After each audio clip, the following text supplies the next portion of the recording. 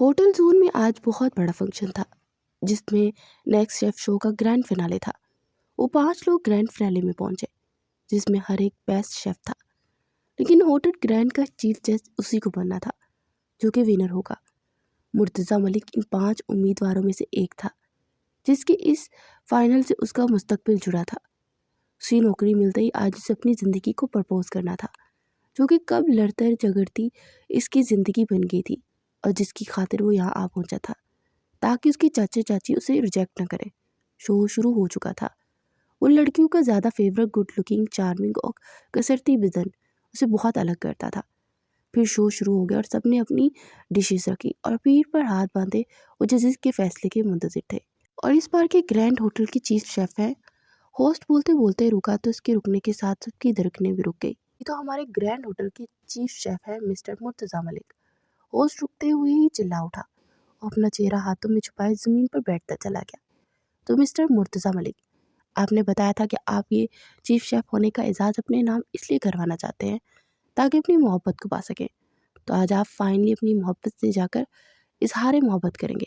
तो हमारी सबकी तरफ से बहुत सारी दुआएं और बहुत सारा प्यार। और होटल जून की तरफ से आपकी शादी के फंक्शंस फ्री। चीफ गेस्ट ने ऐलान किया तो इसका चेहरा खुशी से दमक गया और इसने सर उठाकर अल्लाह पाक का शुक्र अदा किया और फिर उसे ट्रॉफी और 5 लाख इनाम से नवाजा गया। उसने जाते हुए उस इनाम की रकम की डायमंड रिंग खरीदी और जैसे ही वो अपनी गली में पहुंचा तो बाहर खड़ी कार को देखकर चौंक गया। वो अंदर दाखिल हुआ तो सामने का मंजर देखते उसके पैरों तले से ज़मीन निकल गई। जोया का मामूजाद खीज़र जोया को अंगूठी पहना रहा था और जोया का चेहरा खुशी से दमक रहा था। उसके माँ बाप भी वहीं थे। वो उल्टे माँव वापस पलटकर सहन में आया और अपने पोर्शन की तरफ जाते सीढ़ियों की जाने बढ़ गया और ऊपर आकर गिरने से अंदाज में सोफा पर बैठा। उसकी पीठ पुश्त से टेक लगाया और खामोश आंसू निकलकर उसकी कनपटी के बालों में झसप हो गए। कुछ देर के बाद फारूक मलिक और राबिया मलिक ऊपर आए तो उन्होंने जख्मी नज़र से इन्हें देखा। आप लोगों ने मेरी सबसे बड़ी खुशी मुझसे छीन ली। बहुत खुश होंगे ना आप लोग। मैंने आप लोगों से बोला था मैं कुछ बन जाऊंगा। प्लीज़ कम अज़ कम जाकर चाचू से बात कीजिए, वो कहीं उसका रिश्ता न तय कर दें। और वही उसी बात का डर था। आप लोगों ने कहा मैं नालायक हूँ, न खट्टू बेटी का रिश्ता लेकर जाऊँ तो इनकार ही होगा, मगर क्या पता वो इकरार कर देते। खैर, आपका नकट्टू नकारा बेटा इस्लामाबाद के होटल ग्रैंड का चीफ शेफ बन गया है। आप लोगों की वही सोचे कि मर्द होकर किचन का काम। आपके लिए मेरा काम बहुत मामूली है, मगर मेरा शौक सब कुछ था। मगर मैंने अपने शौक को आपकी खुशियों की खातिर पीछे छोड़ दिया था। मैंने इस कदर बड़ा शेफ बनने का कभी फैसला नहीं किया था। अपने शौक की खातिर छोटे मोटे होटल्स में अप्लाई करता रहा और एज आ असिस्टेंट वहाँ काम किया, लेकिन उसके साथ में पढ़ाई को भी कंप्लीट कर रहा था ताकि आप लोग खुश हो सकें। मगर आप लोगों ने तो मेरी खुशी ही छीन ली। जा रहा हूँ परसों इस्लामाबाद। पता नहीं शादी पर आऊँगा कि नहीं, क्योंकि मेरे अंदर इतना हौसला नहीं कि मुझे किसी और का होता देख सकूँ। वो कर बड़े लहजे में बोला और फिर उठकर अपने कमरे में आया। अगले दिन वो अपना बैग पैक कर रहा था कि उसकी छोटी बहन किंजा अंदर दाखिल हुई और उसके सीने से लगी फूट फूट कर रोई। अरे क्या हुआ, तुम क्यों रो रही हो? अपनी गुड़िया से मिलने आता रहूँगा ना, और फ़ोन भी करूँगा। और तुम्हें लैपटॉप चाहिए ना, मैं वो तुम्हें कल ही मिल जाएगा। मैंने साबिर से बोल दिया है कि वो एक लैपटॉप ले आए तो कल तक आ जाएगा तुम्हारा लैपटॉप। वो बामुश्किल चेहरे पर मुस्कुराहट लाते हुए बोला था, मुझे कुछ नहीं चाहिए भाई, प्लीज़ आप मत जाओ ना। पता है बाबा रो रहे थे और हाँ, उन्होंने बहुत पहले ही चाचू से बात की थी और चाचू ने पता है क्या कहा? उन्होंने कहा भाईजान माफ़ कीजिएगा, मैं आपके नखट्टू बेटे के साथ अपनी बेटी की ज़िंदगी बर्बाद नहीं कर सकता। और उन्होंने कहा कि उनकी बेटी प्रोफेसर बनेगी और पढ़ाई में इतनी लायक है और वो किसी एवरेज नंबर लेकर पास होने वाले शख्स के साथ ज़िंदगी बर्बाद क्यों करे। और उन्होंने कहा कि वो अच्छी कंपनी में मुलाजमत करने वाले से अपनी बेटी को रुखसत करेंगे। बाबा तो शर्मिंदा से हो गए थे, इसीलिए उस दिन उन्होंने कहा था कि आप पहले कुछ बनकर दिखाओ, फिर रिश्ता मांगूंगा। किंजा बोलती बोलती चली गई और मुर्तज़ा गुमसुम सा खड़ा था। क्या हो रहा है भाई? जोया की आवाज़ पर वो चौंक कर उसे देखने लगा, जो कि कमर पर हाथ रख के आंखें सुकेर कर उन्हें देख रही थी। क्या होगा? हो गया, मेरा आना बुरा लगा? क्या अब तुम दोनों मुझे देखकर चुप हो गए हो? खैर, मिठाई देने आई थी, जबकि मेरा दिल बिल्कुल नहीं चाह रहा था, क्योंकि तुमने मुझे आकर मुबारकबाद तक नहीं दी मेरी मंगनी की। तुमने तो नहीं दी, तो सोचा मैं ही तुम्हें मुबारक दे दूँ। तुम्हारी मुझसे जान छूटने वाली है। और हाँ, मुबारक हो नेक्स्ट शेफ का विनर बनने पर। वो इस बार मुस्कुराकर बोली। तो वो यकटक उसे देखे गया। चलो अब जल्दी से मुझे इसी बात पर एक अच्छी सी कॉफ़ी बनाकर पिला दो। वो मुस्कुरा कर बोली। हाँ ज़रूर। वो भी जवाबन हल्का सा मुस्कुरा कर बोलता किचन की जानिब बढ़ गया। वो कॉफ़ी बनाकर लाया तो वो किंजा के साथ बैठी फैशन मैगजीन में लहंगे देख रही थी। उसने इन दोनों को कॉफ़ी थमाई और उसके सामने बैठ गया। फिर वो हल्की फुल्की बातें करते हुए कॉफ़ी पीने लगे। फिर वो अगले दिन सुबह सुबह इस्लामाबाद के लिए निकलना था तो वो फ़ारूक मलिक और राबिया मलिक के कमरे में आया। अम्मी, ये अंगूठी मैंने जोया के लिए ख़रीदी थी ताकि मैं इसे मंगनी पर गिफ्ट कर सकूं। लेकिन अब हमारी तो मुमकिन नहीं, लेकिन इसी का नाम का तोहफ़ा है, तो आप ऐसा कीजिए शादी पर इसे तोहफ़ा दे दीजिएगा।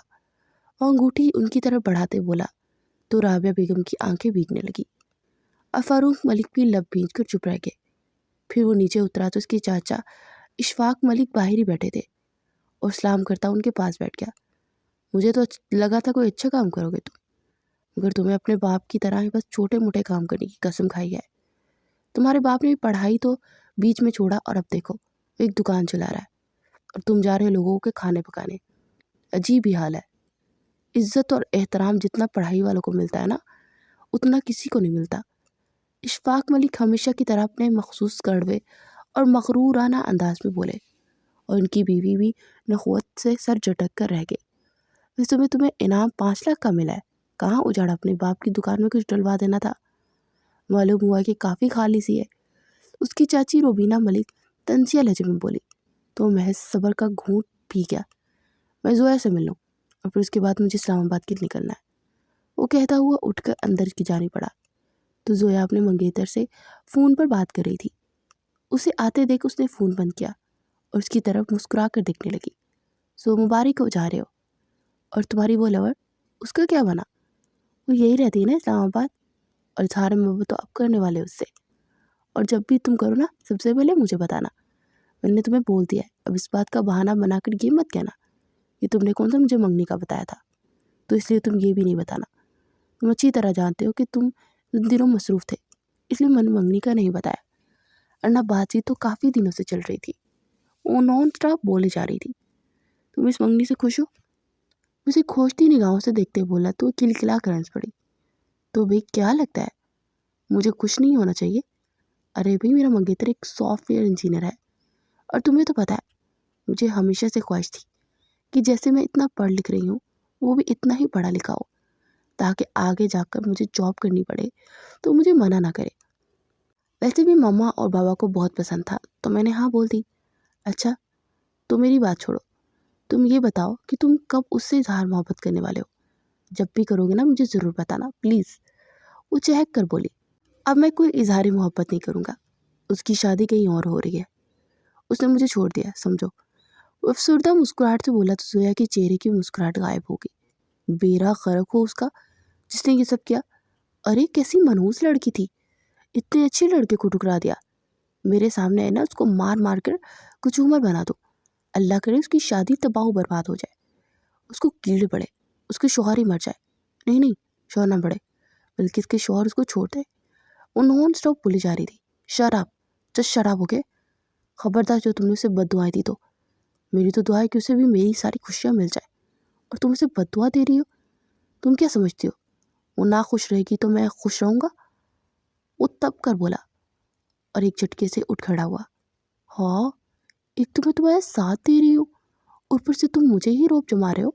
बदतमीज़ कहेंगे, दफ़ा हो जाओ, मुझे अपनी शक्ल मत दिखाना तुम। वो इस पर कुशन उछालते हुए बोली। हाँ हाँ, दफ़ा होने लगाऊँ, और कभी भी तुम्हें अपनी शक्ल नहीं दिखाऊंगा। तरस जाओगी तुम मेरी शक्ल देखने के लिए। यहाँ तक कि तुम्हारी शादी पर भी नहीं वापस आऊँगा, क्योंकि तुमने इसे बददुआ दी है ना। अब मेरा तुमसे हर किस्म का नाता टूट चुका है। Just go to hell. वो गुस्से से बोलता हुआ मुड़ा। 1 मिनट, नाता तोड़ना है ना तुम्हें उस मनहूस कमीनी जलील जनानी के लिए? ठीक है, ये पकड़ो अपने गिफ्ट्स, आज से तेरी मेरी दोस्ती भी ख़त्म। वो भी जवाबन गुस्से से बोली और रुख फेर कर खड़ी हो गई। उसने उन गिफ्ट्स को देखा और फिर उठाकर बास्केट में डाल दिया और वहाँ से निकल आया, और पीछे खड़ी वो जलाकर बेड पर बैठ गई।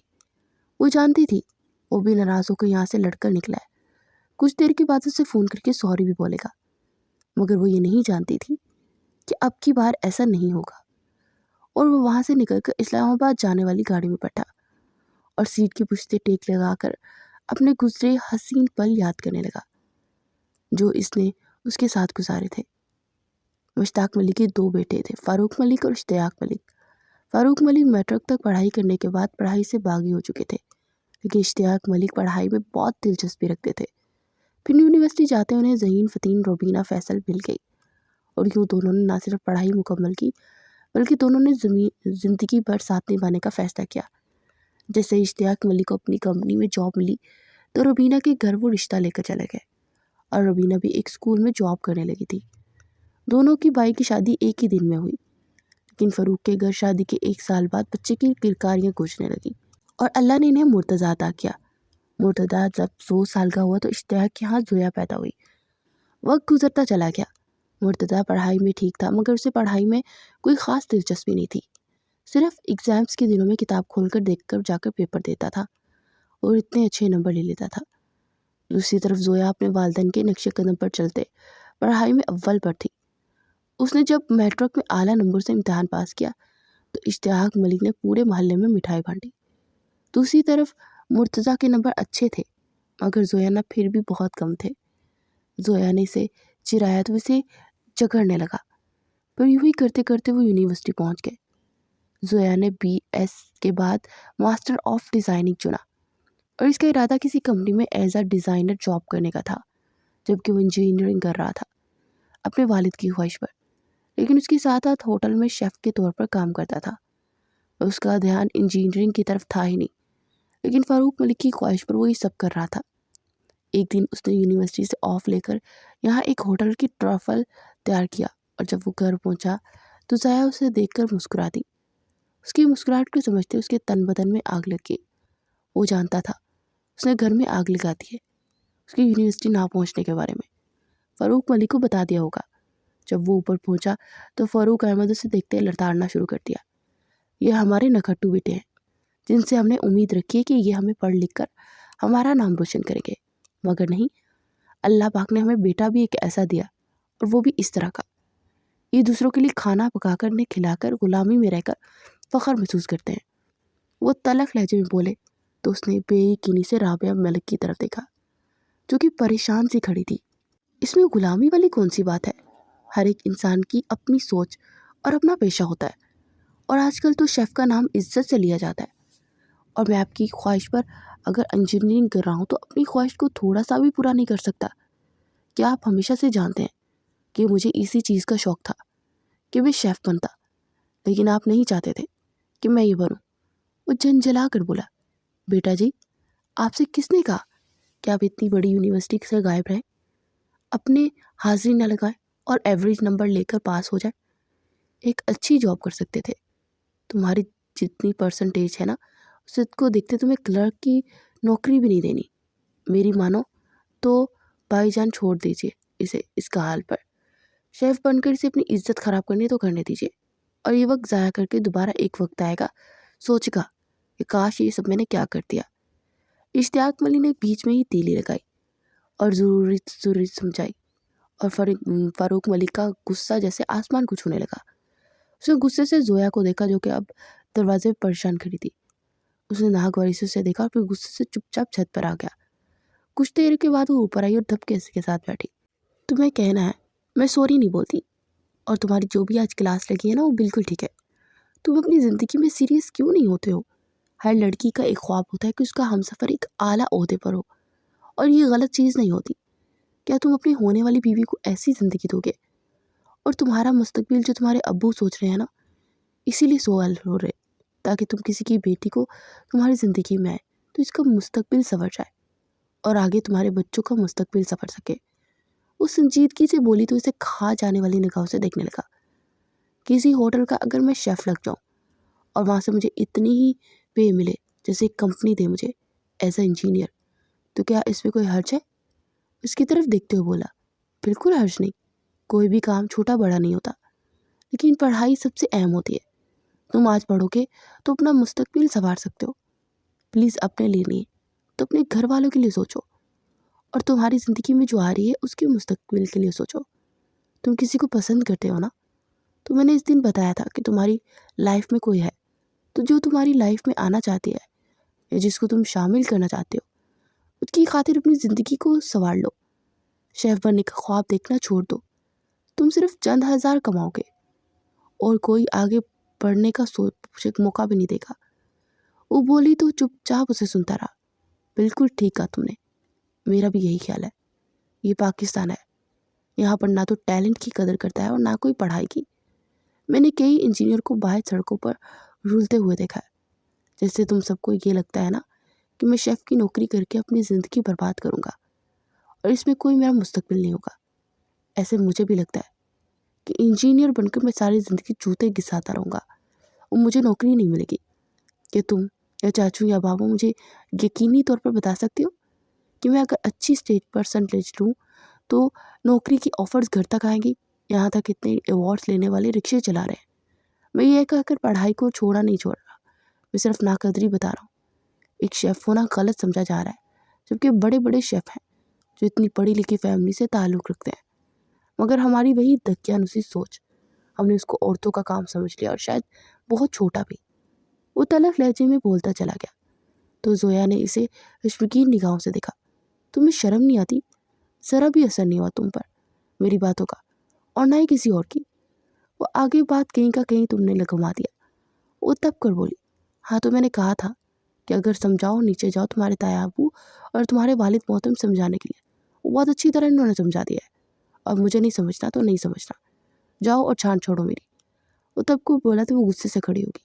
میرا ہی دماغ خراب تھا کہ میں تم سے بات کرنے چلی آئی، تم تو اس قابل نہیں ہو کہ تم سے بات کی جائے۔ وہ تب کر بولتی وہاں سے پلٹ گئی تو وہ جھنجھلا کے رہ گیا۔ پھر رات کو باہر گیا اور اس کے لیے اس کا پسندیدہ مٹکا کلفہ لایا۔ ویسے میرا دل تو نہیں چاہ رہا کہ میں یہ لوں، لیکن تم لائے ہو تو ضائع نہیں کر سکتی، اس نے احسان جتانے والے انداز میں اسے مٹکا پکڑتے بولی۔ تو وہ گہرا سانس بھرتا اس کے بیڈ سے نیم دراز سے دیکھنے لگا، جو کہ اپنے سر کی بالوں پر کوئی ہیئر ماسک لگائے بیٹھی تھی۔ کیا دیکھ رہے ہو؟ وہ منہ بنا کر بولی، تمہیں دیکھ رہا ہوں کہ ہر وقت سر پہ کچھ نہ کچھ تھوپے بیٹھی رہتی ہو، کیا ملتا ہے تمہیں یہ سب کر کے؟ اور دوسرے دن پولر ہو جاتی ہو، اپنے ماں باپ کی کمائی کو ایسے حرام کر رہی ہو۔ وہ منہ بنا کر بولا، دفع ہو جاؤ تم یہاں سے۔ اور ہاں، یہ سب میں ہوں نا جو بچوں کی ٹیوشنز پڑھاتی ہوں نا، اس سے سب کرتی ہوں، اپنے ماما بابا پر بوجھ نہیں بنی تمہاری طرح۔ اسے تانا مارتے ہوئے بولی تو وہ تلملا اٹھا۔ ہاں تو میرے والد محترم کماتے کس لیے؟ اگر اپنی اولاد پر خرچ کر دیں گے تو کیا ہو جائے گا؟ اور میں بھی ایک وقت آئے گا جب اتنا بڑا شیف بنوں گا نا، تو پھر ساری کمائی ان کو دیا کروں گا۔ اور ہاں، میرے پاس اس لڑکیوں کا جرمٹ ہوا کرے گا، لڑکیاں مجھ سے آٹوگراف لینے کے لیے ترسیں گی۔ وہ تب کر بولا تو ہنستی چلی گئی اور مبہوت سا اسے دیکھے گیا۔ ہنستے اس کی گہری براؤن آنکھوں میں پانی آ گیا اور دائیں گال کا ڈمپل مزید واضح ہوا، اور ہمیشہ کی طرح اس ڈمپل کو چھونے کو دل چاہا تھا۔ ہنس کیوں رہی ہو تم؟ وہ بامشکل اس سے نگاہیں ہٹاتے ہوئے بولا، نہیں، مجھے ہنسی اس بات پر آ رہی ہے کہ تم جاگتے ہوئے بھی خواب دیکھ رہے ہو۔ وہ ایک محاورہ ہے نا کہ بلی کو خواب میں چھچڑے ہی نظر آتے ہیں، وہ تمہارا حال ہے۔ وہ اپنی ہنسی روکتے ہوئے بولی، ویسے تم لوگ کوئی بھی میرے لیے دعا نہیں کر سکتے، ہمیشہ میرا دل ہی دکھاؤ گے۔ وہ تب کر بولا تو پھر سے ہنسنے لگی، مرو جا کر گئی۔ وہ غصے سے بولا اور پھر اٹھ کر چلا گیا۔ یوں ہی لڑتے جھگڑتے ان کی یونیورسٹی ختم ہونے والی تھی۔ اس دن وہ گھر آیا تو اسے پتہ چلا کہ زویا کا رشتہ آیا، تو بے چین سا ہو گیا۔ اس نے جا کر رابعہ بیگم سے بات کی تو انہوں نے فاروق صاحب سے بات کرنے کا کہہ کر اسے تسلی دی، اور 3 دن کے بعد اس نے آ کر ان سے پوچھا تو فاروق ملک نے ہاتھ میں پکڑا اخبار زور سے ٹیبل پر پٹکا، جس دن آپ برخوردار کچھ بن جائیں گے نا اور اچھا خاصا کمانے کی استطاعت رکھتے ہوں گے، اس دن میں خود رشتہ لے کر جاؤں گا، اور بہت شوق ہے نا تمہیں شیف بننے کا، لو دیکھو اخبار میں ایک مقابلہ، اور میں جانتا ہوں اس کے بارے میں تم بھی جانتے ہوگے، لیکن میرے ڈر سے ہمیشہ کی طرح اپلائی نہیں کرو گے، تو ایک کام کرو، یہاں جا کر اپلائی کرو، جس دن تم جیت کر آؤ گے نا اسی دن رشتہ لے کر چلا جاؤں گا، یاد رہے، ہیڈ شیف کی نوکری پاؤ گے تو ہی رشتہ مانگوں گا۔ فاروق احمد نے کہا تو وہ ساکت رہ گیا۔ ٹھیک ہے، میں اس کے بارے میں بعد میں بات کرتا ہوں، اور آپ انجینئر کے طور پر مجھے دیکھنا چاہتے ہیں نا، میں کمپنی میں اپلائی کر دوں گا جاب کے لیے، لیکن پلیز آپ جا کر پہلے رشتے کی بات کریں، میں نہیں چاہتا کہ اس کا رشتہ کہیں اور طے ہو جائے۔ وہ تیز لہجے میں بولا اور اس کی دھڑکن رک رک کر چل رہی تھی، اور یہ سوچ کر اس کی جان نکل رہی تھی کہ اگر اس کا رشتہ کہیں اور طے ہو گیا تو وہ تو اپنا سارا کچھ ہی کھو دے گا۔ اس کی بچپن کی محبت تھی اور اس کو یوں کھو کر کبھی خوش نہیں رہ سکتا تھا، اور یہ بات اس کے والدین جانتے تھے، مگر وہ بھی اپنی طرف سے ٹھیک تھے۔ لیکن ایک دھڑکا سا اسے بھی لگا ہوا تھا، تم جو مرضی کر لو، جب تک تم ایک اچھی جاب نہیں کر سکتے میں یہ رشتہ لے کر نہیں جاؤں گا۔ اور تمہیں اگر کسی کمپنی میں اپلائی کرنا ہے اور تمہیں لگتا ہے کہ وہاں تمہیں 50 سے 60 ہزار روپے ہوگی تو ٹھیک ہے، ورنہ میری طرف سے نہ ہی سمجھو، کیونکہ ایسے نکٹو بیٹے کا رشتہ لے کر نہیں جا سکتا۔ وہ بولتے ہوئے اٹھ کر چلے گئے۔ اس نے اسی دن نیکسٹ شیف کے لیے اپلائی کیا اور وہ سلیکٹ ہو گیا، کیونکہ وہ مختلف ہوٹلز میں کام کر چکا تھا اور قسمت اس کے ساتھ تھی۔ وہ جیت کر اسلام آباد کے اتنے بڑے ہوٹل کا ہیڈ شیف بن گیا۔ اس کا سٹاف سے ہی پے 2.5 لاکھ تھی۔ اس نے یہ بات سب سے چھپا لی، یہاں تک کہ زویا کو بھی نہیں بتائی۔ گاڑی جھٹکے سے رکی تو وہ ماضی سے حال میں واپس آیا اور سر جھٹک کر باہر کے نظاروں میں کھو گیا۔ جب وہ اسلام آباد پہنچا تو اس کا ہوٹل کے مینیجر نے پرتپاک استقبال کیا، اور پھر اگلے دن اس نے ہوٹل جوائن کر لیا۔ اس کا جنون، شوق اور ٹوٹا دل اسے مزید کچھ کرنے سے اکساتا تھا۔ وہ ڈشز کو ایسے ہی ڈیفرنٹ طریقے سے لایا کہ 3 ماہ کے اندر اس کی پے بڑھا دی گئی۔ اس دن ہی زویا کی شادی تھی اور وہ آخری بات تھا کہ وہ تڑپ تڑپ کر رو دیا۔ اسی دن زویا کا میسیج آیا، ایسی بھی کیا مصروفیت تھی کہ تم اپنی فرینڈ کی شادی پر نہیں آئے؟ بہت برے ہو تم، لیکن میں تمہیں اپنی پک بھیج رہی ہوں تاکہ تمہاری حسرت نہ رہے کہ تم نے مجھے دلہن بنے نہیں دیکھا۔ اور اینڈ پر ہنسنے والا ایموجی لگا تھا۔ پھر ساتھ ہی 2-3 تصویریں آئیں تو اس قدر خوبصورت لگ رہی تھی کہ کوئی حد نہیں تھی۔ وہ موبائل کو سینے سے لگائے تڑپ تڑپ کر رو دیا۔ پھر وقت گزر رہا تھا اور وہ کبھی کبھار ایک دن کے لیے گھر آ جاتا تھا اور مل کر اگلے ہی دن وہ واپس جاتا تھا۔ 3 سال گزر چکے تھے۔ وہ ترقی کی منزلیں طے کر رہا تھا اور اب تو بیرون ملک سے بھی اسے آفرز آ رہی تھی، مگر اس کا دل مر چکا تھا۔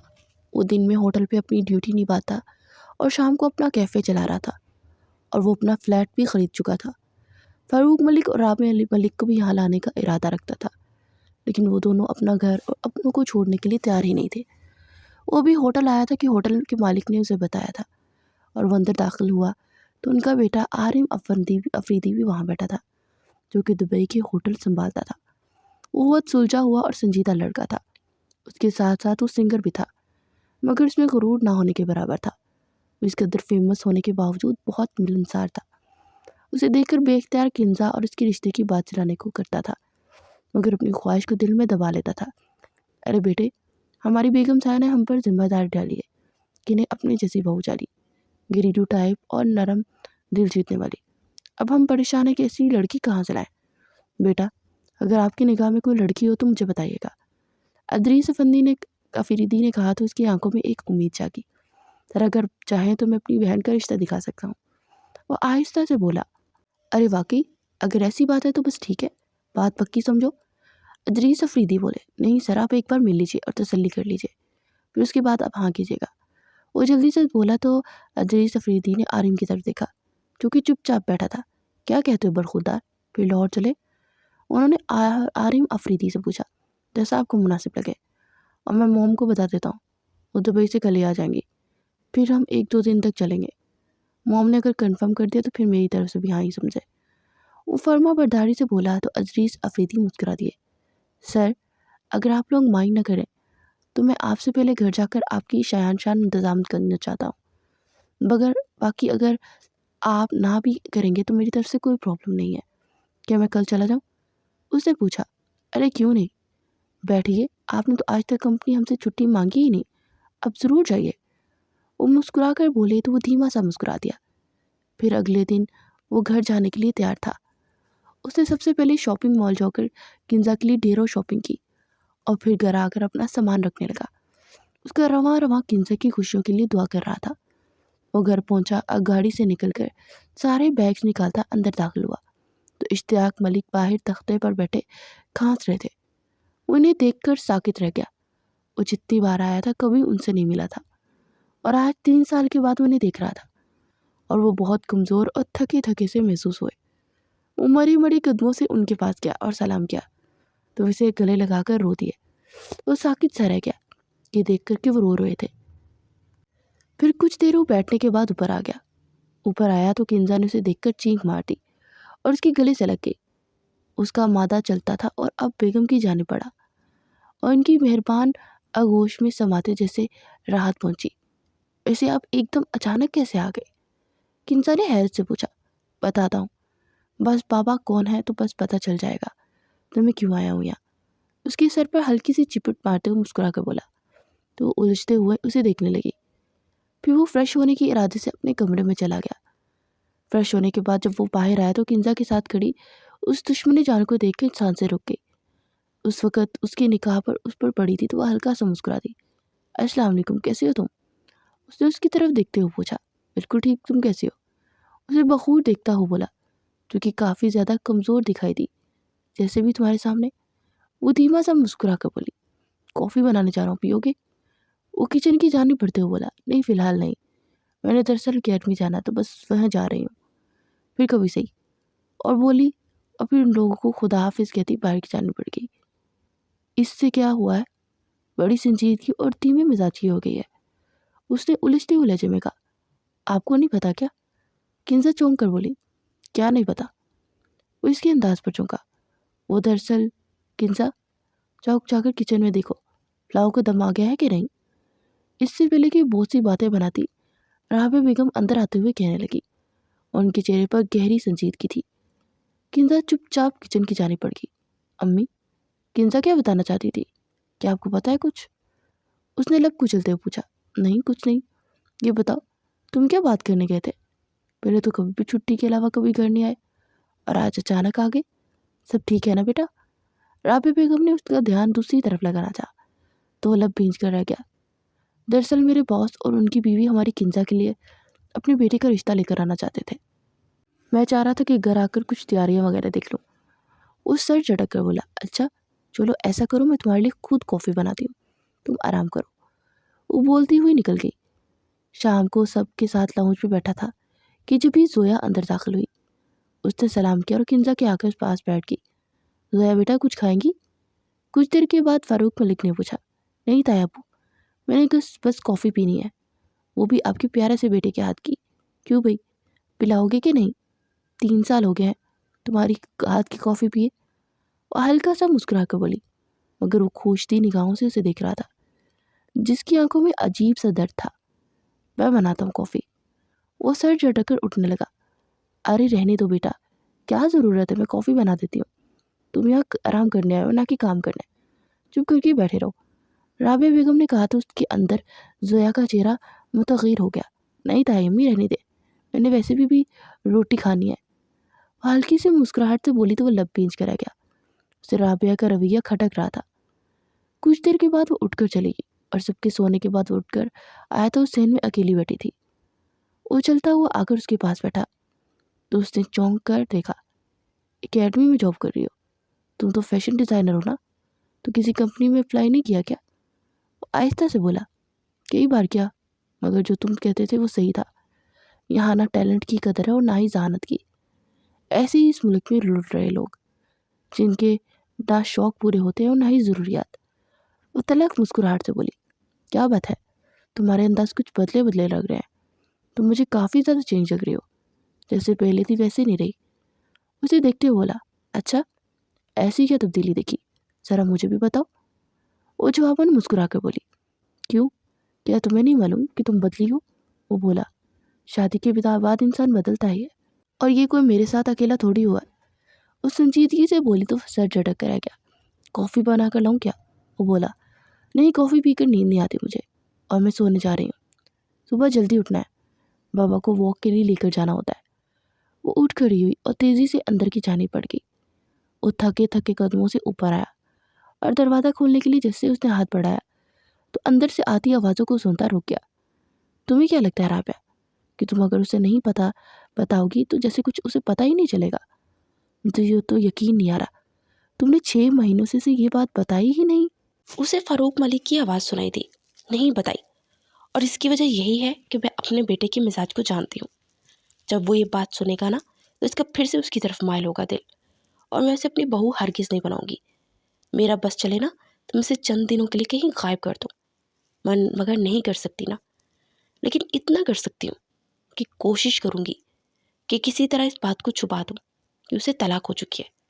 رابعہ ملک کی بات پہ اسے لگا جیسے پوری چھت اس پہ آ گری ہے۔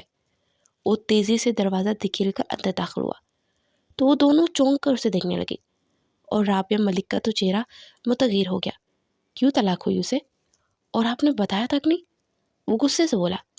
تمہیں پتا بھی ہوتا تو کیا کرتے؟ اور ویسے بھی اگر تم نے یہ سوچا کہ تمہاری شادی اس کے ساتھ ہو سکتی ہے تو ایسا بالکل متوقع نہیں۔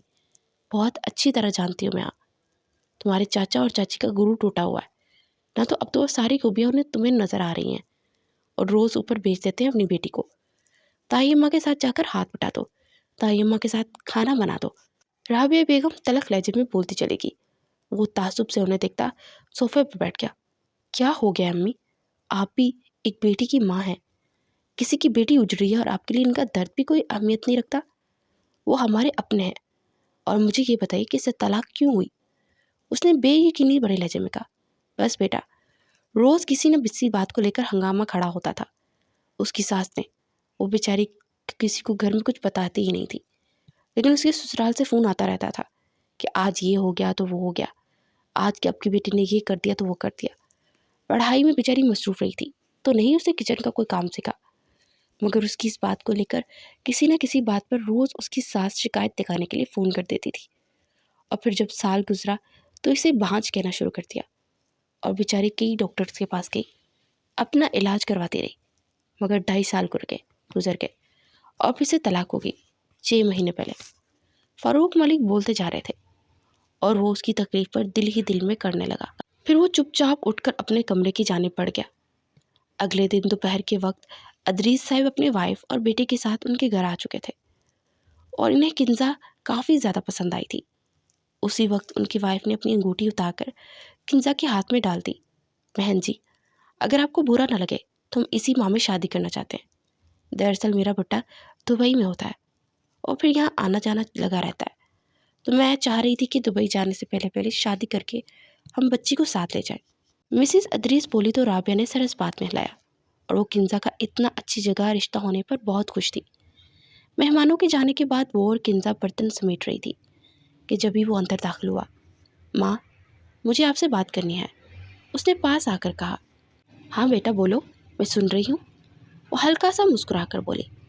اب چچا جی کے پاس جائیے، ان سے کہیے کہ میں زویا سے شادی کرنا چاہتا ہوں۔ وہ آہستہ سے بول رہا تھا۔ رابعہ بیگم نے اسے ایسے دیکھا جیسے اس کے سر پر سنگ ہو گئے ہوں۔ دماغ خراب ہو گیا تمہارا؟ ایک بانج اور طلاق یافتہ لڑکی سے شادی کرو گے؟ تم بھول گئے ہو تمہارے چاچا نے تمہارے ساتھ کیا سلوک کیا تھا جب ہم رشتہ لے کر گئے تھے؟ تمہارا فوراً انکار کر دیا تھا تمہیں نکھٹو بول کے۔ رابعہ بیگم تو ہتے سے اکھڑ گئی تھی۔ امی پلیز پرانی باتوں کو یاد مت کیجیے، اس سے مجھے بھی درد ہوتا ہے اور باقی سب کو بھی۔ اور ہاں، میری زندگی میں زویا کے علاوہ نہ کوئی لڑکی ہے اور نہ کبھی آئے گی۔ اگر قدرت مجھے دوبارہ موقع دے رہی ہے تو میں زویا سے شادی کرنا چاہتا ہوں۔ باقی اگر آپ چاہتی ہیں کہ میں اس سے شادی نہ کروں تو ٹھیک ہے، میں آپ کی بات کو مانتے ہوئے نہیں شادی کروں گا، لیکن اتنی بات یاد رکھیے گا، میں پھر زندگی پر کبھی بھی شادی نہیں کروں گا۔ وہ حتمی لہجے میں بولتا ہوا وہاں سے پلٹ گیا۔ رابعہ ملک کو اس کی بات پر جیسے شوق رہ گئی تھی۔ دیکھا آپ نے کس طرح بات کر کے گیا مجھ سے؟ یہ ضرور آپ کی بھتیجی کو بھڑکا رہی ہے اسے۔ رابعہ اخبار پڑھتے فاروق ملک کے پاس آ کر بولی، دیکھا ہے میں نے، اور جہاں آپ نے کہا وہ بھی دیکھا ہے میں نے، کس طرح بات کر رہی تھی۔ خدا کا خوف کیجیے رابعہ بیگم، آپ بھی ایک بیٹی کی ماں ہیں، اور آپ کسی کی بیٹی پر اس طرح بات کریں گی تو خدا نہ خواستہ اگر کل آپ کی بیٹی کے ساتھ اس طرح ہو جائے تو؟ مجھے یقین نہیں آتا کہ یہ آپ ہیں، میری وہ نرم خوسی رابعہ جو کہ دوسروں کے دکھ پر دکھی ہو جایا کرتی تھی اور زویا پر جان چھڑکا کرتی تھی، اور آپ آج اس طرح کی باتیں کر رہے ہیں۔ آپ کو اچھی طرح معلوم ہے کہ زویا کبھی بھی ایسی حرکت نہیں کرے گی۔ اگر ایسا کرنا ہوتا تو وہ اپنی طلاق کے بارے میں خود بتا دیتی، اور یہاں تک کہ آپ نے اس بچی کو بانج تک کہہ دیا۔ عجیب باتیں کرتی ہیں آپ۔ فاروق ملک نے انہیں ڈانٹتے ہوئے کہا۔ ہاں تو اور کیا کروں؟ بھول گئے ہیں آپ برسوں پہلے کیا ہوا تھا؟ میرے ہی بیٹے کو آپ کے بھائی نے یہ کہہ کر ٹھکرا دیا کہ آپ کا بیٹا نکھٹو ہے۔ اور آج میرے بیٹے پر جان نثار کرتے پھر رہے ہیں وہ لوگ، کیونکہ میرے بیٹے کے پاس اب پیسہ ہے۔ میرا بیٹا زویا سے بہتر زندگی ڈیزرو کرتا ہے، تو میں کیوں اس لڑکی کو چنوں؟ وہ غصے سے بولی۔ میں اب کیا کہوں آپ کو، آپ کسی کی نہیں سنتی، صرف اپنی منمانی کرتی ہیں۔ کیجیے گا، جس دن بیٹا کھو دیں گے نا، اس دن آ کر میرے پاس مت روئیے گا۔ پہلے بھی ہم نے اسے تقریباً کھو ہی دیا تھا، اور پتہ نہیں کیسے دوبارہ ہماری طرف سے پلٹ کر آیا، لیکن اس بار اگر وہ گیا تو پلٹے گا نہیں۔ وہ واپس فاروق ملک اخبار رکھتے ہوئے سنجیدگی سے بولے تو پھر اٹھ کر وہاں سے چلے گئے۔ رابعہ کتنی دیر بیٹھی سوچتی رہی، پھر وہ اپنی ممتا کے ہاتھوں مجبور ہو کر فاروق صاحب کے پاس آئی اور نیچے جانے کے لیے کہا۔ کچھ دیر کے بعد وہ تینوں نیچے آئے تو اشتیاق ملک اور ربینہ جیسے بچھڑے جا رہے تھے۔ یہ وہی لوگ تھے جن کو بہت زیادہ پڑھا لکھے ہونے کا مان تھا، اور ربینہ تو رابعہ کو اپنے سامنے کچھ جانتی ہی نہیں تھی۔ اشتیاق میاں بات کرنے آئے ہیں تم سے، بلکہ بات کیا کرنے آئے ہیں، تم سے کچھ مانگنے آئے ہیں آج، اور اس بار امید کرتا ہوں تم ہمیں خالی ہاتھ نہیں لوٹاؤ گے۔ فاروق ملک نے کہا، جی بھائی صاحب مانگے، میری استطاعت میں ہوا تو میں ضرور آپ کو دوں گا۔ اشتیاق ملک نے کہا، ہمیں زویا بیٹی کا رشتہ اپنے مرتضیٰ کے لیے چاہیے۔ فاروق ملک کی بات پر اشتیاق ملک کی آنکھیں جھلک اٹھی اور وہ فاروق ملک کا ہاتھ تھامے روتے جا رہے تھے۔ بھائی جان، مجھے معاف کر دیجیے، میں نے ہمیشہ آپ لوگوں کا دل دکھایا ہے، مگر آج آپ ہی میرے اپنے بن کر میرے ساتھ کھڑے ہیں۔ اشتیاق ملک نے کہا، اشتیاق میاں، اس طرح سوری تھینک یو بول کر مجھے آپ پرایا تو مت کریں، آپ کے بڑے بھائی ہیں ہم، اور زویا ہماری بھی بیٹی ہے، اور تم بے فکر ہو کر اس رشتے کے لیے ہاں بولو، کیونکہ ہم اسے کبھی بھی کوئی دکھ نہیں دیں گے۔ فاروق ملک نے کہا تو وہ سر اسباب میں ہلاتے ہوئے بولا، سوری تایابو، مجھے یہ رشتہ منظور نہیں ہے، میں شادی ہی نہیں کرنا چاہتی، اور آپ کوشش کیجیے کہ مرتضیٰ کے لیے اچھی سی لڑکی ڈھونڈ کر اس کی شادی کریں، وہ مجھ سے بہتر ڈیزرو کرتا ہے۔ زویا نے اندر داخل ہوتے ہوئے سنجیدگی سے کہا، پھر سب کے لاکھ منع کرنے پر بھی وہ مان نہیں رہی تھی، لیکن سب کے جانے کے بعد روبینہ نے اسے ایموشنلی بلیک میل کر کے منا ہی لیا، اور ہاں ہوتے ہی مرتضیٰ نے اگلے دن نکاح کا شوشہ چھوڑ دیا۔ اگلے دن بہت سادگی سے ان کا نکاح ہوا، اور مرتضیٰ ساتھ ہی رخصتی پر بھی اڑ گیا تھا۔ وہ کچھ گھنٹوں میں مرتضیٰ کے نام سے جڑ کر اس کے گھر میں کمرے میں پہنچا دی گئی تھی۔ اس کے بدن میں موجود وہ بھاری لباس اسے کاٹ کھانے کو دوڑ رہا تھا۔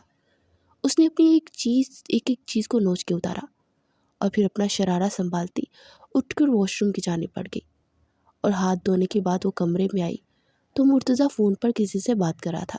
وہ اس پر ایک نگاہ ڈالے بغیر تکیہ سیدھا کرتے جا کر بیڈ پر لیٹ گئی۔ یہ کچھ دیر کے بعد اس کے پاس آیا اور اس کے دائیں بائیں ہاتھ رکھتا اس پر جھک کر اسے دیکھنے لگا۔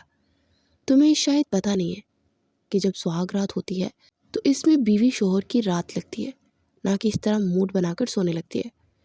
وہ اس کے کندھوں سے تھام کر اسے بولا تو وہ سیدھی ہو کر اسے گھورنے لگی، پھر وہ اس کے سینے پر ہاتھ رکھتے اسے پیچھے دھکیل دی۔ اٹھ کر بیٹھتے ہوئے اسے غمگین نگاہوں سے دیکھنے لگی۔ تمہیں کیا لگتا ہے تم نے یہ جو مجھ پر احسان کیا ہے، اس کے بدلے میں تمہیں اپنا آپ سونپ دوں گی؟ میں کوئی کھلونا نہیں ہوں مسٹر مرتضیٰ ملک، کہ جو مرد چاہے نکاح کے نام پر مجھے اپنے نام کر کے میرے جسم کے ساتھ کھیل کر مجھے کچھ سالوں کے بعد اسی طرح بانجھ کہہ کر چھوڑ دے، کیونکہ اس کی زندگی میں اس کی محبت لوٹ آئی تھی۔ مگر اس بار ایسا نہیں ہوگا، کیونکہ اس بار بھی کہانی وہی دہرائی جائے گی۔ تم نے مجھے آج اپنا لیا، اور کل وہ تمہاری جس سے تم محبت کرتے ہو وہ واپس آ جائے گی، تو پھر مجھے تم چھوڑ دو گے، میں تو کہیں کی نہیں رہوں گی نا، میری تو زندگی ہی برباد رہے گی۔ وہ غصے سے بولتی چلی گئی۔ سنجیدگی سے اسے دیکھے گیا تو اس گھٹیا آدمی نے تمہیں اس طرح چھوڑا کیونکہ اس کی زندگی میں اس کی ایکس واپس آ چکی تھی، مگر بہانہ کیا بنایا؟ تم نے اسے ابھی تک اولاد نہیں دی، تم نے مجھے اس گھٹیا شخص سے ملانے کی ہمت بھی کیسے کی؟ میں خضر نہیں ہوں، میں مرتضیٰ ملک ہوں، اور اپنے رشتوں کو نبھانا بھی اچھے سے جانتا ہوں اور اپنانا بھی، ورنہ آئندہ مجھ سے اس ٹون میں بات کی نا، بہت بری طرح پیش آؤں گا۔ اس کی کمر میں ہاتھ ڈال کر اسے قریب کرتے ہوئے بولا، پھر وہ اس کے ماتھے پر شدت بڑا لمس چھوڑتا پیچھے ہٹ کر اپنی پاکٹ سے ڈائمنڈ نکال کر اس کے ہاتھ میں پہنانے لگا تو وہ غصے سے مٹھی بند کرنے لگی۔ مرتضیٰ نے اسے گور کر دیکھا، پھر دوسرا ہاتھ اس کی گردن میں ڈالتے اس کے لبوں کو اپنی دسترس میں لے گیا۔ وہ اس کی گرفت میں پھر پھڑ پھڑا کر رہ گئی۔ اس کا ہاتھ کھولتے وہ رنگ پہنا کر پیچھے ہوا تو کھانستی ہوئی بیک گراؤنڈ سے ٹیک لگا گئی وہ ہلکا سا مسکرا کر پانی کا گلاس پکڑا کر اس کی طرف بڑھا۔ مجھے نہیں پینا۔ وہ غصے سے ہاتھ مارنے لگی تو وہ بیچ میں ہی اس کا ہاتھ پکڑ کر اسے گہری نگاہوں سے دیکھنے لگا۔ لگتا ہے تمہیں میرا لفظ اچھا لگنے لگا ہے۔ اگر اچھا لگ رہا ہے تو بولو اپنے منہ سے، اس طرح بہانے بہانے سے اپنے پاس کیوں بلا رہی ہو؟ اس کی آنکھوں میں آنکھیں ڈال کر بے باکی سے بولا تو زویا کا چہرہ غصے سے سرخ ہو گیا اور آنکھوں میں نمی جھلکنے لگی۔ سمجھتے کیا ہو تم مجھے؟ کوئی گری پڑی چیز ہوں میں جس کے ساتھ جو کچھ مرضی کرتے پھرو گے؟ وہ بولتے ہوئے پھوٹ پھوٹ کر رونے لگی۔ وہ چپ چاپ اسے روتے ہوئے دیکھ رہا تھا۔ اس نے اسے چپ کروانے کی بالکل بھی کوشش نہیں کی، کیونکہ وہ جانتا تھا کہ اس کا دل بہت بڑا ہوا ہے۔ جب تک اس کے دل کا غبار نہیں نکلے گا، اس کے اندر سے اس کی گھٹن کم نہیں ہوگی۔ پھر اس کا جب جی ہلکا ہوا تو وہ اٹھ کر واش روم کی جانب بڑھ گئی۔ وہ اٹھ کر کافی بنانے کے لیے باہر چلا گیا۔ جب وہ کافی بنا کر اندر داخل ہوا تو آنکھوں پر بازو رکھے ہوئے لیٹی ہوئی تھی۔ زویا کافی لے لو، وہ پاس آ کر بولا۔ مجھے نہیں پینی، وہ نروٹھے انداز میں بولی۔ اگر تم اگلے 5 منٹ میں اٹھ کر نہ بیٹھی نا تو تمہارے ہونٹوں کا جام ضرور میں پیوں گا، وہ معنی خیز انداز میں بولا تو وہ بدک کر جلدی سے اٹھ کر بیٹھ گئی۔ اس کی حرکت پر وہ دھیما سا مسکراتا اس کے سامنے بیٹھ کر کافی کا مگ اس کی طرف بڑھا گیا۔ یہ ہوتی ہے اچھے بچوں والی حرکت۔ چلو اب جلدی سے فنش کرو اور پھر باتیں کرتے ہیں، لیکن اپنا ازواجی رشتہ ہم تبھی آگے بڑھیں گے جب تم پوری طرح کمفرٹیبل ہوگی۔ وہ اس کے رخسار کو چھو کر نرم لہجے میں بولا تو اسے حیران کر گیا۔ تمہیں مجھ سے شادی کرنے کی کیا ضرورت پڑ گئی تھی؟ مجھ پہ ترس آیا ہوگا نا کہ میں بیچاری تنہا جی رہی ہوں، تو بس آگے مجھ پر احسان کرنے۔ ہاں مانتی ہوں کہ تم بہت بڑے آدمی بن چکے ہو، لیکن اس کا مطلب یہ نہیں کہ تم مجھ پر احسان کرو گے۔ تم اچھی طرح جانتے ہو کہ میں کبھی بھی کسی کا احسان نہیں لیتی، افسردہ لہجے میں بولی۔ تم ان سب باتوں کو چھوڑو، میں نے احسان کیا یا نہیں، مگر تم یہ دیکھو کہ میں کیسا انسان ہوں۔ کیا میں برا انسان ہوں؟ بتاؤ مجھے۔ اگر تم خضر سے پہلے مجھے چننے کا موقع دیا جاتا، یعنی مجھ میں اور خضر میں کسی ایک کو چننے کا موقع دیا جاتا، تو کس کو چنتی؟ میں جانتا ہوں تم مجھے ہی چنتی، کیونکہ میں تمہارے سامنے رہا ہوں، اور تم مجھ پر احسان کرتے ہو مجھے چنتی، کیونکہ تمہیں لگتا ہے کہ اگر تم مجھے نہیں چنو گی تو تمہاری دوستی خراب ہو جائے گی۔ تو بس اسی طرح آج میں اپنی دوست کا ساتھ دیا ہے، کیونکہ میں اپنی دوست کو یوں تنہا اکیلا نہیں دیکھ سکتا۔ مگر میں جانتا ہوں تم اور میں بہت اچھے ہم سفر بنیں گے، اس سنجیدگی بھرے لہجے میں بولا وہ جو ہزاروں ارمان سجا کر کمرے میں آیا تھا۔ اس کی بدگمانیوں کو دیکھتے اس نے اپنی محبت کا اظہار کرنے کا ارادہ ملتوی کر دیا تھا، کیونکہ وہ نہیں چاہتا تھا کہ کسی دباؤ میں یا شرمندگی میں جیے اور اسے کچھ ایسا محسوس ہو کہ وہ برسوں پہلے سے سمجھ نہ پائی۔ اور اگر تمہاری زندگی میں کوئی اور آ گئی تو؟ وہ اسے دیکھتے ہوئے نم لہجے میں بولی، تو ایسا کرنا میرے کھانے میں زہر ملا دینا اور مجھے مار دینا، کیونکہ وعدہ خلاف اور بے وفا لوگوں کی سزا موت ہی ہونی چاہیے۔ تم نے بہت غلط کیا۔ جب وہ شخص تمہارے ہوتے کسی دوسری لڑکی کے ساتھ افیئر چلا رہا تھا تو اس کے بارے میں سب کو بتاتی۔ اس وقت تم نے اپنی زندگی میں کیوں اتنا بڑا الزام اپنے سر لیا کہ تم بانجھ ہو؟ وہ اسے دیکھتے سنجیدگی بھرے لہجے میں بولا، تم نہیں تھے نا میرے ساتھ۔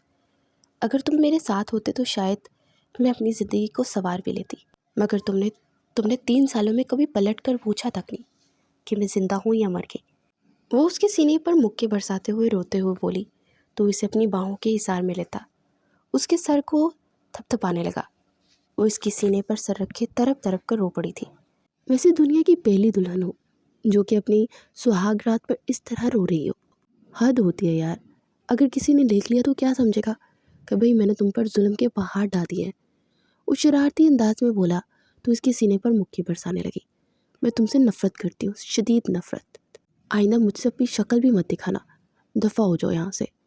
تمہاری وجہ سے یہ سب ہوا ہے۔ تم اچھی طرح جانتے تھے کہ میں ہمیشہ اپنے پرابلمس لے کر تمہارے پاس آتی تھی، مگر تم نے مجھے اکیلا چھوڑ دیا۔ اسے روتے ہوئے مار دیتے جا رہی تھی اور وہ ایک بار بھی روکنے کی کوشش نہیں کر رہا تھا۔ پھر رخ پھیرتے تکیے میں سردی لیٹ گئی۔ 2 دن کے بعد وہ اس کے ساتھ اسلام آباد جانے کے لیے تیار تھی۔ سب نے اسے خوشی خوشی رخصت کیا، مگر وہ سخت ناخوش تھی۔ پورا راستہ اس سے کوئی بات نہیں کی تھی۔ جب وہ اپنے فلیٹ میں پہنچا تو اس کا فلیٹ دیکھ کر وہ حیران رہ گئی۔ پورے کا پورا اصلی گلاب سے مزین تھا اور اس کے سٹاف کے لوگ وہاں موجود تھے اور سب نے اسے شادی کی مبارکباد دی۔ سو فائنلی سر آپ کو آپ کی محبت مل ہی گئی. ہم میں سے ہر ایک کا منتظر تھے کہ کب آپ اپنے لور سے ہمیں ملائیں گے، اور فائنلی 3 سال کے بعد آپ کو آپ کا پیار مل گیا. بہت بہت مبارکباد. اس کے اسسٹنٹ نے کہا تو وہ گڑبڑا کر اسے دیکھنے لگا، مگر سوار چہرے کے ساتھ کھڑی تھی. سب کے جانے کے بعد وہ کمرے میں آئی اور چینج کرنے کے بعد اپنے ہاتھوں پر موئسچرائزر لگا رہی تھی کہ جب بھی وہ تھکا ماندہ اندر داخل ہوا. سب لوگ مجھے تمہاری وہ والی لور سمجھ رہے تھے جس کے لیے تم نے وہ نیکسٹ شیف کا ایوارڈ جیتا تھا، جبکہ ان کو پتہ ہی نہیں کہ میں وہ خوش نصیب نہیں ہوں. وہ تلخ لہجے میں بولی تو وہ اسے سنجیدگی سے دیکھنے لگا. تمہیں ایسا کیوں لگتا ہے کہ تم وہ خوش قسمت نہیں ہو سکتی؟ کیا پتہ تم ہی ہو وہ جس سے میں محبت کرتا ہوں. اس کی رخسار کو چھوتے بولا تو اس تعزیہ انداز میں ہنس پڑی. میری قسمت اتنی اچھی نہیں ہے. وہ تلخ لہجے میں بولتی اپنے خوبصورت بالوں کو لپیٹنے لگی. مگر قسمت تو میری بہت اچھی ہے کیونکہ مجھے تم مل گئی. اسے پیچھے سے کھینچتے ہوئے بولا تو اپنا آپ چھڑواتے اس سے دور ہو کر اس کی سائڈ پر گزرنے لگی. تو وہ غصے سے اس کی کمر سے جگڑے اسے خشمگین نگاہوں سے دیکھنے لگا. اس طرح مت دیکھو. تمہیں کیا لگتا ہے کہ میں تمہارے اپنے جسم کو پانے کی ایسے ہی اجازت دے دوں گی؟ مجھے کچھ وقت چاہیے. فکر مت کرو، تمہارے ہر قسم کے حقوق ادا کروں گی جیسے پہلے کیے تھے. شٹ اپ، اور آئندہ سے تمہارے منہ سے اس کے بارے میں کوئی باتیں نہ سنو. اور ہاں، تم یہ سننا چاہتی ہو نا کہ تم وہ خوش قسمت ہو یا نہیں. میں نہیں جانتا کہ تمہیں میرا ساتھ خوش قسمت لگتا ہے کہ نہیں، مگر میں بہت خوش قسمت ہوں کیونکہ میں نے اسی لڑکی کو پایا جس میں میں نے پرسوں محبت کی. میری محبت مجھے مل گئی. مجھے اس بات پر بہت خوشی ہے اور اس کو اپنی خوش قسمتی بھی مانتا ہوں. یہ دیکھو، یہ تمہاری تصویریں آج بھی میرے پاس موجود ہیں. وہ دراز سے تصویریں اور ڈائری نکال کر ڈریسنگ ٹیبل پر پٹکتے ہوئے بولا اور پھر سے پیچھے دھکیلتا باہر نکلتا چلا گیا. وہ کانپتے ہاتھوں سے ان تصویروں کو دیکھنے لگی اور پھر ڈائری کھولی تو وہ محض ڈائری نہیں تھی، مرتضیٰ ملک کا دل تھا تو اس نے اس پہ کھول کے رکھ دیا تھا. وہ ڈائری کو سینے سے لگائے تڑپ تڑپ کر رو دی. وہ اپنی خوش قسمتی کو پہچان ہی نہ پائی کیونکہ زندگی کے رنگ میں اسے بے وفائی کا رنگ ملا خیزر کی صورت میں. تو پر اعتماد سی زویا ملک جیسے بے رنگ ہو گئی اور اس کی زندگی کا ہر رنگ بے رنگ ہو گیا. وہ آنسو صاف کرتے اٹھی اور جلدی سے فریش ہونے چلی گئی کیونکہ اسے اپنے روٹھے خوش قسمتی کو منانا تھا، اسے اپنے مرتضیٰ کو اپنانا تھا اور اس کے سنگ اپنی زندگی میں وفا کے رنگ بننے تھے. وہ تیار ہونے کے بعد اس کا انتظار کر رہی تھی کہ وہ بازو پر کوٹ ڈالے ہوئے اندر داخل ہوا اور اسے دیکھ کر ایک پل کے لیے تھم سا گیا. پھر وہ سر جھٹک کر وارڈروب کی جانے پڑا اور اپنے کپڑے نکال ہی رہا تھا کہ پیچھے سے آ کر اسے جگڑتے ساکت کر گئی. وہ نرمی سے اس کے ہاتھ ہٹاتا اپنے کپڑے اٹھا کر واش روم کی جانے پڑ گیا. کپڑے چینج کرنے کے بعد آ کر وہ بیڈ پر بیٹھا تو اس کے پاس آ کر بیٹھ گئی. سوری. وہ پاس آ کر اپنی انگلیاں چٹکاتے ہوئے بولی تو سر اٹھا کر سے خشمگین نگاہوں سے دیکھنے لگا. کیا بولا؟ مجھے سنا ہی نہیں دیا. پھر سے بولنا ذرا. اس سنجیدگی سے بولا تو وہ دھپ سے اس کے پاس بیٹھ گئی. تم اچھی طرح جانتے ہو مجھے سوری بولنا اچھا نہیں لگتا، لیکن پھر بھی تم مجھ سے سوری بلوا رہے ہو اور تم آگے سے مجھے ایٹیٹیوڈ دکھا رہے ہو. شرم نہیں آتی تمہیں؟ وہ تو اس پر چڑھ دوڑی تھی. او ہیلو، زیادہ سر پر چڑھنے کی ضرورت نہیں ہے. تو میں سوری نہیں بولا ہے نا؟ مت بولو، مجھے بھی تمہارے سوری کی ضرورت نہیں ہے. اور ہاں، تمہیں اگر میری زندگی سے جانا ہے نا تو تم جا سکتے ہو. واپس چلے جاؤ لاہور، مجھے تمہاری ضرورت نہیں ہے. وہ بولا تو زویا نے آس پاس دیکھنا شروع کیا اور پھر کشن اٹھا کر اسے مارنے لگی. ارے کیا کر رہی ہو، مینٹل کیس؟ وہ خود کو بچاتے ہوئے پیچھے ہونے لگا. خبردار، اگر تم نے مجھے اپنی زندگی سے نکالنے کی کوشش بھی کی تو تمہاری اور اپنی جان عذاب میں ڈال دوں گی. سمجھتے کیا ہو تم خود کو؟ تم مجھے بھیجنے کا نام دوبارہ لینا، تمہاری ایسی موت توڑوں گی کہ تمہارا دوبارہ میرے سامنے ایسی بات بھی نہیں کرو گے. وہ کشن چھوڑتے اس کے بال جگڑ چکی تھی. اف اللہ، کیسی مینٹل عورت ہو. وہ غصے سے بولا. مینٹل ہوں گے تم، تمہاری محبوبہ اور تمہاری بیوی، تمہارے بچے. اسے پھر سے کشن سے مارتے ہوئے بولے جا رہی تھی اور مرتضیٰ ہنستے اس کی کمر میں ڈالتا ہاتھ اسے خود پہ گرا گیا. چھوڑو مجھے. وہ ہلکی سی مزاحمت کرتے ہوئے بولی. خود ہی تو کہتی ہوں کہ خبردار، اگر مجھے چھوڑا تو تمہاری اور اپنی جان عذاب کر دوں گی. اگر میں چھوڑنے کا نام لیتا ہوں تو ایسے بولتی ہو اور خود کچھ بھی بولتی ہو. سو مس ارتضیٰ ملک، آپ بھی ایک بات کان کھول کر سن لیں. اگر تم نے میری زندگی سے جانے کا فیصلہ کیا یا مجھے چھوڑنے کا فیصلہ کیا، تمہاری جان کو میں جتنا عذاب میں کروں گا نا وہ تم سوچ بھی نہیں سکتی۔ خیر، اب سہاگ رات مناتے ہیں، وہ کہتے ہوئے اس پر جھکا تو شرمگین انداز میں مسکرا دی۔ وہ اس پر اپنا حق جتاتا چلا گیا۔ زندگی بہت حسین تھی اور یہ بات انہیں اب محسوس ہو رہی تھی۔ کچھ دنوں میں اسلام آباد میں سب لوگ آ چکے تھے اور کنزا کی شادی کی تیاریاں زور و شور سے جاری تھیں۔ اور فائنلی آج کنزا کی بارات تھی اور کنزا بہت خوش تھی۔ میری پیاری سی بہن، جب لڑکی رخصت ہوتی ہے نا تو تھوڑا سا روتی ہے، پلیز تھوڑا سا رو لے، وہ دب سے کنزا کے سامنے بیٹھتے ہوئے بولا تو کنزا نے گھور کر اسے دیکھا۔ بھیا، پورے 70,000 میں تیار ہوئی ہوں اور آپ کہہ رہے ہیں کہ میں رو کر اپنا یہ 70,000 ایسے ہی ضائع کر دوں؟ مجھے اپنے شوہر کے سامنے نا انسان کی بچی بن کر جانا ہے، بھوتنی نہیں۔ وہ منہ بنا کر بولی تو سب کہکا لگا کر ہنس پڑے۔ مجھے لگتا ہے بارات آ گئی ہے، میں دیکھتی ہوں جا کر۔ زویا ایک دم سے بولتے ہوئے اٹھی اور پھر ایک دم سے سر تھامے بیٹھ گئی۔ ارے کیا ہوا بیٹا؟ روبینہ نے پوچھا۔ پتہ نہیں ماما، 2-3 دن ہو گیا طبیعت عجیب سی ہو رہی ہے، دل خراب ہوئے جا رہا ہے، کچھ کھانے کو بھی دل نہیں کر رہا، جو بھی چیز لیتی ہوں نا اسی وقت اسمیل آ رہی ہوتی ہے۔ وہ منہ بسور کر بولی، کیا سچ؟ تم شادی سے فارغ ہوتے ہی گائنی ڈاکٹر کے پاس جاؤ اور جا کر چیک اپ کرواؤ۔ روبینہ نے کہا تو دونوں چونک گئے اور پھر ان کی بات کا مطلب سمجھتے ان کے چہرے خوشی سے کھل اٹھے تھے۔ اور کنزا بخیر و عافیت اپنے پیا کے دیس سدھار چکی تھی۔ اور اگلے دن ڈاکٹر نے جب زویا کی خوشخبری سنائی تو زویا خوشی سے رو پڑی۔ مرتضیٰ بھی بہت خوش تھا۔ سب سے مبارکباد وصول کرتے وہ اللہ سے اپنے لیے ڈھیروں خوشیوں کی دعا مانگتے مطمئن انداز میں مسکرا دیے تھے۔ اور زندگی کا یہ رنگ سب سے الگ اور انوکھا تھا، جس کا مقابلہ کوئی رنگ بھی نہیں کر سکتا تھا۔